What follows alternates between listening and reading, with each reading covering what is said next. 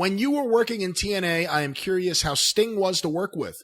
Ric Flair has been on the record as saying he was too nice to be in the wrestling business. I'm curious as to your opinion on him, first in his early years in the business to his later career. No, and that's why I say I like Sting, and he was incredible. In his, I mean, he and the Warrior both were probably the two worst rookies I've ever seen, or at least had ever seen at that time. I've seen a lot of rookies since then. But it was Warrior especially. Sting, when he went to Louisiana and he got around Eddie Gilbert and Watts and all those, he started getting it more than Warrior ever did. I think part of that was due to difference in attitude. And by the time that he came to Crockett and Flair had that match with him at the Clash, and he had a ton of potential. I wish that he had been able to work under Dusty and under Crockett for a few more years instead of, because the TBS run, not only made the company less visible, but also so many different changes in Booker. Sting did become the WCW icon, but he could have done even better than that. And I think smarter things probably would have been done with him.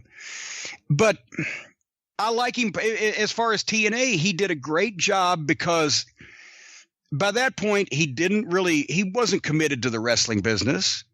He never really loved it like some people do, but he was staying because Dixie was throwing stupid money at him to come and do TV. Why not?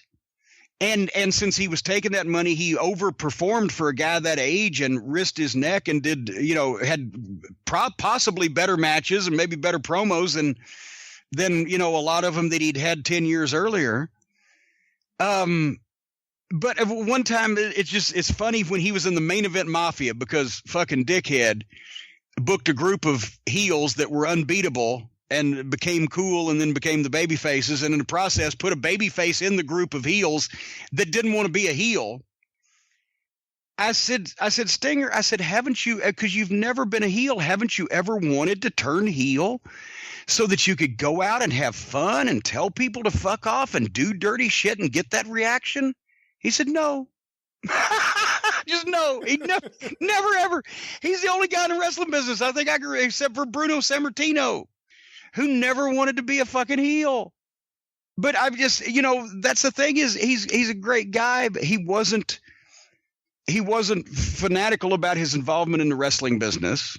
And I think he could have benefited from better booking early on after TBS took over, like everybody could have.